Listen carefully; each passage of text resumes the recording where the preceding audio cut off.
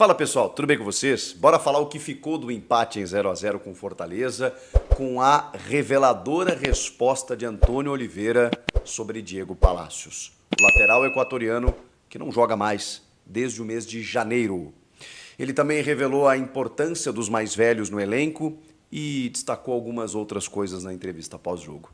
Chega mais, eu sou o Chico Garcia, inscreva-se no canal e vamos juntos. O Antônio Oliveira concedeu a sua entrevista coletiva depois do empate em 0-0, satisfeito com o desempenho da equipe, o qual já referimos aqui no vídeo pós-jogo, de que realmente o Corinthians criou, construiu, atacou e só não conseguiu o resultado por conta da brilhante atuação do goleiro João Ricardo, que estava de aniversário, como a gente brinca, estava muito pegando tudo, até pensamento, e com isso o Corinthians não conseguiu chegar ao seu gol. Mas, para isso acontecer, teve construção, teve competição, teve um time que criou jogadas, e eu acho que isso é o que fica. Ele referiu muito isso ao longo de toda a entrevista. Satisfeito e com uma equipe mais equilibrada, segundo ele, porque a gente também referia que em alguns jogos o Corinthians sofria na transição. Cedia alguns espaços quando buscava o ataque, especialmente em alguns jogos em que o Mateuzinho foi escalado pela lateral e acabou avançando algumas linhas. O Fagner também cedendo alguns espaços para o adversário. Então, tem que cuidar essa parte. Segundo ele, o time está mais equilibrado nesse sentido, que sofreu pouco em contra-ataques, com exceção dos últimos minutos em que o jogo se abriu e o Fortaleza também buscou o ataque para tentar matar o jogo, né, o que era uma condição natural dentro da partida. Ele citou, evidentemente, a dificuldade do adversário, um time que joga junto há muito tempo, e do estágio que está o Corinthians, que é muito diferente do Fortaleza, né? O Corinthians está em reformulação. Então, é natural que alguns processos demoram, né? Ele falou que o próximo jogo na quarta-feira, né, os jogadores vão treinar mesmo, os titulares, né, daqui a pouco dentro do próprio campo de jogo. Porque muitas vezes, né, os titulares, né, os caras que jogaram, fazem o regenerativo, ou muitas vezes folgam, regenerativo na reapresentação, depois é viagem e jogo. Os caras não treinam. O nosso calendário ele tá assim. E para várias equipes, né? Você tem poucas equipes, se é que tem alguma que esteja sobrando hoje em termos técnicos, físicos, táticos, não tem. A gente está sofrendo demais. Mas enfim, isso é um assunto mais complexo aí. Falando sobre a entrevista do Antônio, já vou chegar no que mais me chamou a atenção, mas gostei muito da resposta dele sobre o Wesley. Ele brincou que ele chamou o Wesley essa semana para conversar, porque o Wesley fez aqueles 2 gols contra o Fluminense, quando ele chegou no vestiário já tinha uma proposta do West Ham. É até engraçado, né? Que ele fala assim, é a primeira vez que eu vejo isso, uma proposta chegando quando o jogador ainda está no campo de jogo. E aí, claro, né, ele fala que vejam como esse tipo de notícia pode atrapalhar, e aí eu falo desse lado do balcão que não é função do jornalista querer atrapalhar ou não, mas o jornalista não pode se preocupar com isso. Se vai gerar uma crise, o jornalista tem a informação e ele tem que divulgar. E o jogador e o técnico que lidem com isso. É do jogo. Porque quando chega a informação de que o West Ham está monitorando o Wesley, que vai fazer uma proposta, você não pode não soltar essa informação. Até porque se você não soltar, alguém solta. Então, mas enfim, eu entendo também a preocupação dele, porque isso mexe com a cabeça do jogador, do jovem jogador. E aí ele falou que ele está amadurecendo, que ele é um menino de uma cabeça muito boa, mas que ele precisa gerir também esse processo para não, né, daqui a pouco, tem algumas, digamos, particularidades do jogo dele que ele está tentando versatilizar, vamos colocar dessa forma, porque ele até não é muito adepto, ele falou do ponta de pé contrário, né? Que, na verdade, o que o cara faz, né? Ele carrega pelo lado esquerdo, corta para dentro, ou chuta ou passa. E que ele acaba fazendo só isso. E o Wesley, em determinado momento, fazia só isso.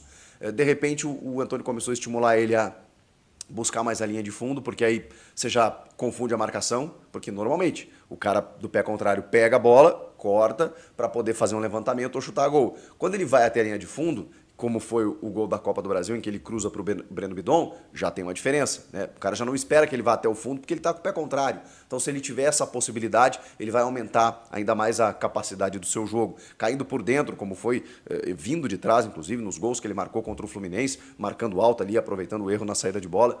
São particularidades do jogo do Wesley que podem aprimorar o seu jogo e ajudar coletivamente o Corinthians. E aí ele falou também na importância de alguns jogadores, como Cássio, que mesmo no banco de reservas está sendo um cara muito importante, do Paulinho, que entende o que é Corinthians, o Fagner, que entende o que é Corinthians, para passar isso não só para os mais jovens, que é algo que eu referi no vídeo anterior também, mas também para os que estão chegando hoje no clube. Os caras são mais antigos, eles entendem o clube no momento de pressão, no momento de festa, no momento de como ressurgir, de como você resgatar, muitas vezes, de uma situação difícil.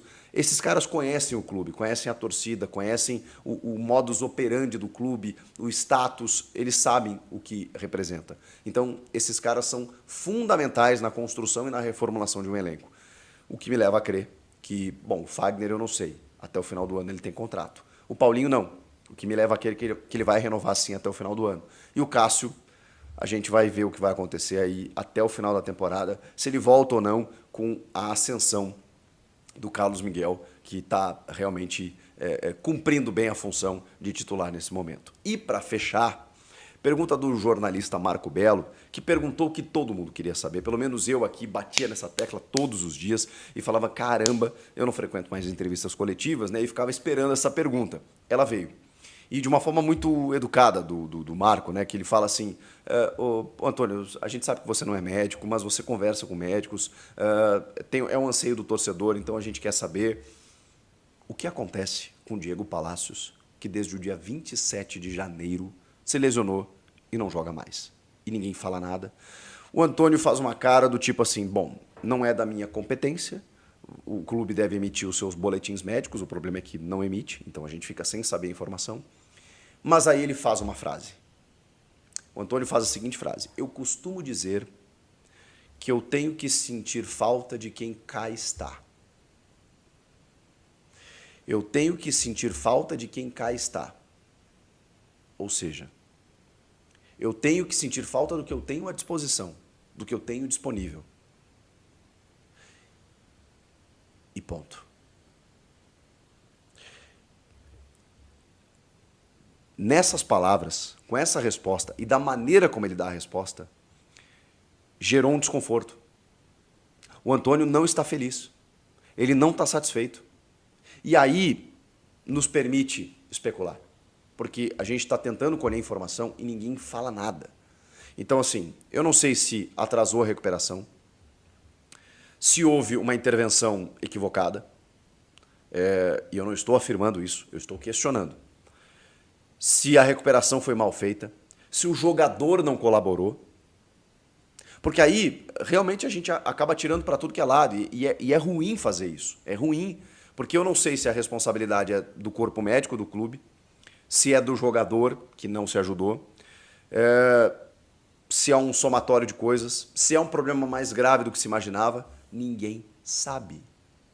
E aí parece algo pequeno quando a gente questiona, fala, poxa, você vai ficar batendo nessa tecla de um jogador que nem está jogando? Sim, porque o Corinthians está sofrendo na lateral esquerda, e quando achávamos que tinha resolvido o problema com a aposentadoria do Fábio Santos e com o Matheus Bidu fora dos planos e a chegada do Hugo, que talvez nem fosse para jogar, porque contratou um jogador de seleção equatoriana, com ótimos números na Major League Soccer dos Estados Unidos, de repente o cara não joga.